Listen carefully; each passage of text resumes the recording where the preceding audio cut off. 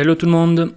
Donc pour la première vidéo de DGTL Performance, on va regarder comment créer un rapport Power BI de A à Z en 10-15 minutes. Donc on va commencer par se connecter à un fichier Excel. Donc on va utiliser le connecteur Excel. C'est un fichier assez simple qui fait 3-4 onglets qui se trouve sur mon bureau. Donc la première phase pour la construction d'un projet Power BI, on va essayer de voir toutes les bonnes pratiques ensemble, c'est d'analyser le besoin. Donc on va simuler que nous sommes directeurs d'une franchise qui vend des véhicules, des voitures, et nous avons besoin d'analyser le chiffre d'affaires en comparaison avec l'année N-1, aller analyser également les performances de nos commerciaux et les marques que l'on vend le plus. La deuxième phase, ça va être se connecter. Donc ici, on se connecte à un fichier Excel. Donc on va récupérer 3 tables. Une table commerciale, où on va avoir la liste de tous nos commerciaux. Donc on a 10 commerciaux. La table marque, où on vient lister nos 10 marques. Et une table facture, qui vient référencer toutes les factures. La troisième étape, ça va être les transformations. Donc, on part dans le moteur qui s'appelle Power Query. Donc, qu'est-ce qu'une transformation? Une transformation, ça va vous permettre de cleaner la data, de la rendre un petit peu plus structurée, afin que Power BI puisse l'analyser en conséquence. Et ça va vous permettre également de vous faciliter la vie. Alors, typiquement, sur la table marque, une des transformations à faire ici est de passer la première ligne en en-tête. Pourquoi? Parce que Power BI en automatique ici n'a pas su dire que la première ligne était mes en-tête de colonne. Donc je les passe en en-tête. La deuxième étape la plus importante, ça va être de bien regarder les types de colonnes. Donc ici on a bien une colonne de texte ABC, on a bien une colonne URL marque en ABC. Donc Power BI, vous voyez, après avoir mis les en-têtes promues, il a automatiquement typé mes colonnes. Il se peut parfois, notamment sur des colonnes de date ou de numérique, qu'il ne détecte pas les types sur les 1000 premières lignes et qui vous mettent du coup ABC 1, 2, 3. Donc bien vérifier que vos colonnes soient bien typées. La troisième étape la plus importante, ça va être de supprimer tout ce qui ne va pas nous servir, c'est-à-dire des colonnes ou des lignes. Ici, on a besoin de tout, on a besoin de toutes les colonnes et toutes les lignes. Typiquement, si j'avais une table de 4 colonnes et je me dis, alors ça c'est ce que je vois également énormément chez mes clients, ça veut dire ils me disent, moi je garde toute la table parce que peut-être demain j'en aurai besoin. C'est l'erreur numéro 1 à ne pas commettre. Pourquoi? Parce que vous alourdissez votre poids de fichier, vous alourdissez les performances d'actualisation, les latences entre les visuels, etc. Imaginons qu'on ait une table de 4 colonnes, si j'en enlève 2, ça veut dire que ma table est 2 fois plus performante. Au niveau de la table commerciale, il me semble que je n'ai pas énormément de transformations à faire. Toutes mes données sont clean. Un ID vendor, alors moi je préfère mettre les ID vendors plutôt en type texte pour ne pas avoir de surprise par la suite. Mon nom de vendeur c'est bien du texte, URL vendor c'est bien du texte. Et ma table facture, ici, une des transformations à faire, c'est effectivement je regarde mes en-têtes, je regarde qu'elles soient bien typées, num facture, alors comme je vous l'ai dit, je préfère mettre les ID en texte, marque, modèle en texte, date en date, ID vendor, pareil, je le mets en texte, vu que je l'ai mis en texte sur la table commerciale.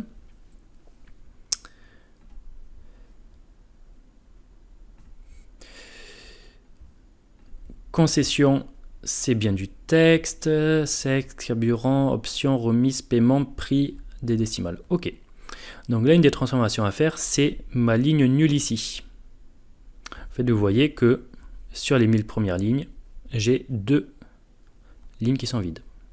D'autant plus que ici, je peux demander le profilage de la colonne basé sur le dataset entier pour qu'il puisse analyser l'entièreté de mes lignes afin de me trouver le nombre de valides et erreurs vides. Donc, je pourrais filtrer mes valeurs nulles ici. Le problème étant que si j'ai sur la première colonne du nul et ensuite j'ai des enregistrements, ben je perds de la data. Donc le but serait plutôt de faire un CTRL A et d'aller dans Accueil, supprimer les lignes vides. Ça veut dire que si la ligne est vide sur la totalité de la colonne, alors il la supprime. Deuxième transformation à faire, ici on voit dans concession que j'ai des lettres en majuscules et en minuscules. Power BI est sensible à la casse, c'est-à-dire que si je regarde par exemple Nice, il me le met 2 fois, avec majuscules et sans majuscules. Donc une transformation à faire, c'est de dire je passe la première lettre de chaque mot en majuscule.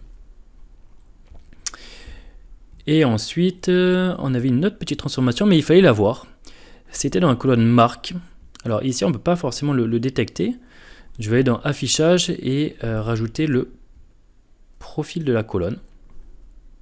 Et là, je vois que j'ai 2 fois Audi. Parce que sur un Audi, j'ai un espace, un surespace. Donc je peux transformer et supprimer les surespaces.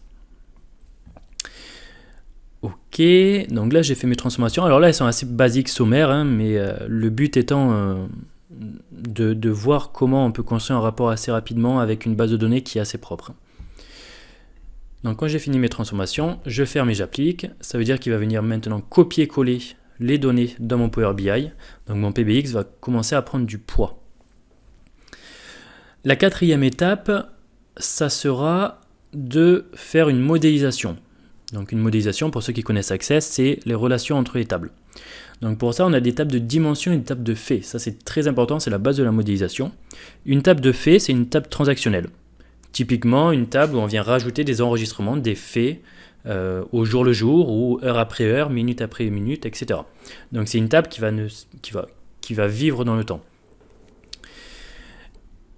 Donc pour le coup, ici, ma table de faits, c'est ma table facture. Et ensuite, on a ce que l'on appelle des tables de dimension. Une table de dimension, c'est des tables de, on va dire des tables de référence, hein, où on va stocker les types de produits que l'on vend, les commerciaux, les marques, par exemple ici. Ça peut être une table de date. C'est vraiment des références avec un identifiant unique. Donc c'est une table avec des ID uniques. Hein. Pourquoi ? Parce qu'un ID produit ne peut pas avoir, un produit avec un ID A ne peut pas avoir plusieurs produits attachés à cet ID. Alors, en bonne pratique, ce que je fais sur mes projets, c'est qu'on va venir renommer les tables et dire si c'est des dim ou des faits. Donc dim underscore, vous n'êtes pas forcément obligé de mettre des underscores. Vous pouvez mettre un espace, ça marchera. La table facture, c'est une table de faits.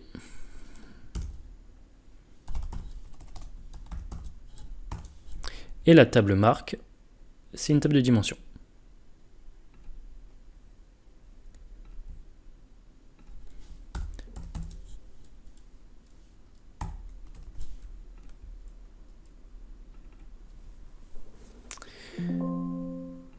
Donc maintenant qu'on a identifié nos tables de faits et nos tables de dimension, on va aller regarder la modélisation et on va voir si Power BI a bien fait son travail. Ici, Power BI m'a modélisé effectivement en automatique ma table commerciale avec ma table facture et ma table marque avec ma table facture. Ça s'appelle une modélisation en étoile, c'est-à-dire qu'on relie les tables de dimension à la table facture. On évite de relier, et même on ne le fait pas, parce que bien généralement ça va faire des relations many-to-many, on évite de relier 2 tables de faits entre elles. Cependant, on peut relier 2 tables de dimension entre elles si c'est sous-dimension. Typiquement ici on ne peut pas les relier, hein, sinon en plus ça me ferait une relation circulaire. Donc là il me manque une table qui est ma table de date. Donc une table de date c'est quasi obligatoire sur tous les projets Power BI. Alors moi je vais en créer une avec un script DAX.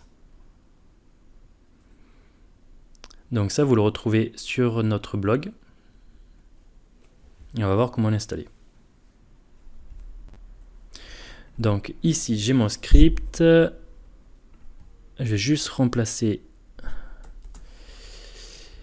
je suis tellement plus habitué à utiliser du Excel maintenant que j'ai Power BI que je veux venir remplacer rechercher et remplacer les points-virgules par des virgules. Et je viens récupérer tout le script que je vais venir coller dans Power BI. Donc je vais passer par la vue data, je fais une nouvelle table en DAX.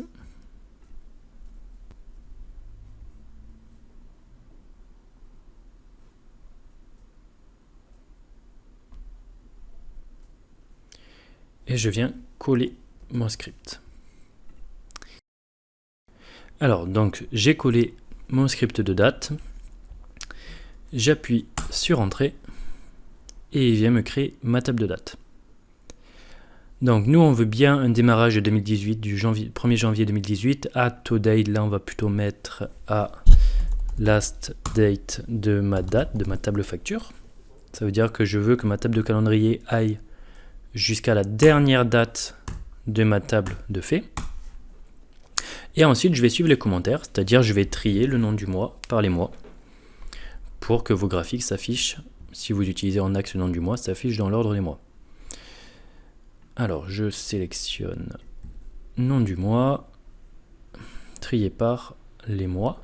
Et très important, je vais définir ma table de date comme référence pour mes calculs de Time Intelligence et pour mon incrémentiel. Je sélectionne ma colonne de date, ok.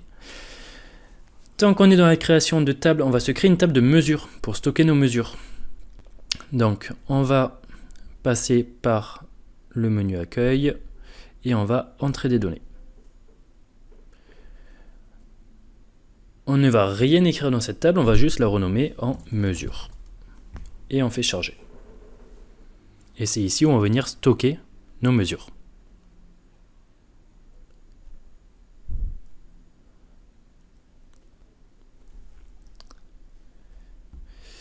Donc cette table, on est bien d'accord qu'on va la relier à aucune autre table dans notre modélisation.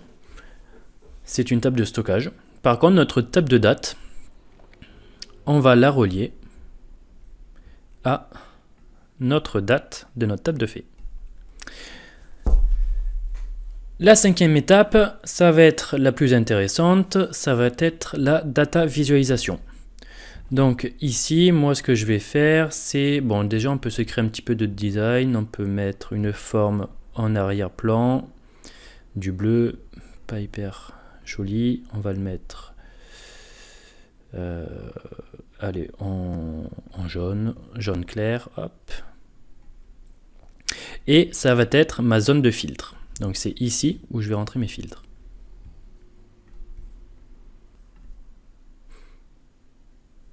Donc mon premier filtre, ça va être de pouvoir sélectionner mes marques. Donc j'utilise le segment, je viens récupérer dans ma dimension marque l'URL marque, c'est mes logos. Et je vais le passer en bouton en allant dans le rouleau de peinture. Je vais avoir l'orientation horizontale. Donc j'ai créé un segment, je vais le mettre en forme, j'enlève l'arrière-plan, j'enlève l'entête. Et j'ai un premier segment. Ensuite, je vais me créer un segment, un filtre de date. Donc je renouvelle l'opération, je sélectionne le segment, je viens récupérer ma table date, on va prendre l'année et les noms du mois, et je vais le passer en liste déroulante.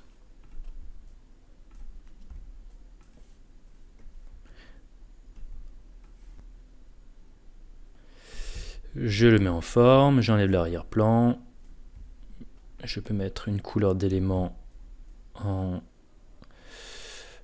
blanc, on va la faire ressortir. Hop. Ok, maintenant je vais créer mes visuels. Donc un premier visuel assez simple, on va se mettre sur l'année 2019. Ça va être de dire je veux avoir un graphique avec le chiffre d'affaires et le nombre de véhicules. Donc pour ça, je crée un histogramme combiné et je vais mettre en axe partagé les mois, les noms du mois. Et là pour les mesures, pour les calculs, on va calculer le chiffre d'affaires avec une mesure. Donc pour ça, je fais clic droit sur la table mesure, nouvelle mesure, et je viens écrire ma somme de mon chiffre d'affaires. Donc CA égale somme de mon chiffre d'affaires, c'est la somme de ma colonne prix de ma table de faits. Donc j'y suis, je vais aussi compter le nombre de commandes, le nombre de factures. Donc pour ça, je vais créer une nouvelle mesure. Et là, on va utiliser la fonction countRow qui va me calculer le nombre de lignes de ma table facture. Donc NB véhicule égale countRow de ma table facture. Une fois que j'ai créé des mesures dans ma table mesure, je peux supprimer la colonne 1 et vous allez voir que ma table mesure va passer tout en haut avec un petit logo de mesure.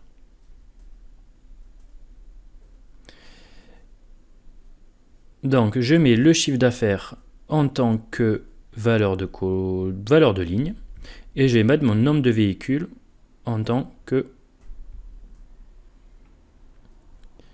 valeur de ligne. On va faire plutôt le contraire.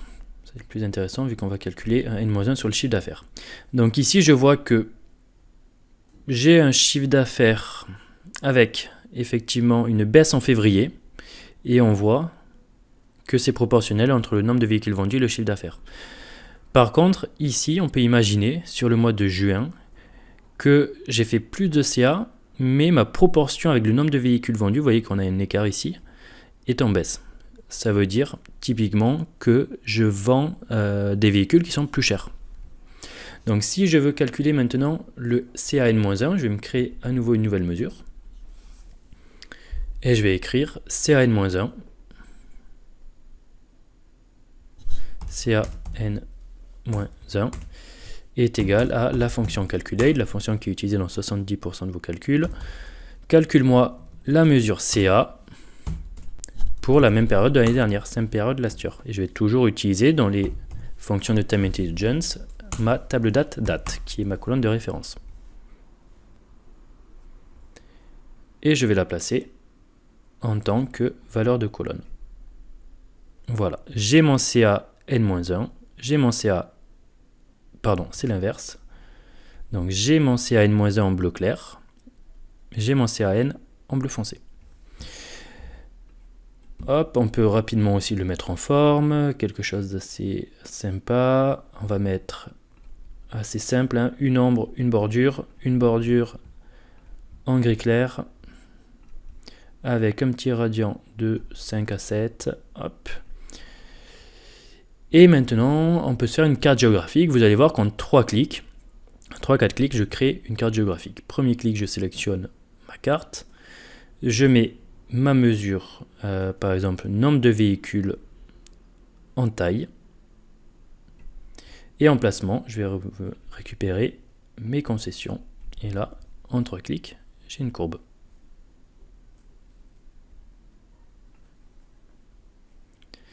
Donc, ça veut dire que quand je clique, par exemple, sur Paris, ben, je vois le chiffre d'affaires de Paris à gauche.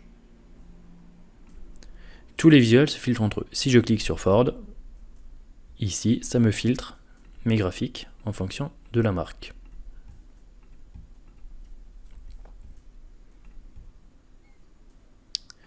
Et on peut se faire rapidement en bas, peut-être, un graphique qui va être mes commerciaux, typiquement avec un nuage de points, un visuel que je vois assez rarement chez mes clients. Donc on va mettre en détail, on va mettre en légende, on va mettre mes noms de vendeurs. En axe X, on va regarder le chiffre d'affaires qu'ils ont fait. Et en axe Y, on va regarder la moyenne des remises qu'ils ont fait. Bon, là je ne passe pas par une mesure, c'est pas grave. La bonne pratique serait de passer par une mesure. Hein. Hop, et en taille, on va mettre le nombre de véhicules. Donc ce graphique est un petit peu compliqué à comprendre. Pourquoi? Parce qu'il y a beaucoup d'informations. Mais là, typiquement, je vois que, par exemple, Jacques, il m'a fait beaucoup de chiffre d'affaires sur l'année 2019. Pour Nissan, pardon.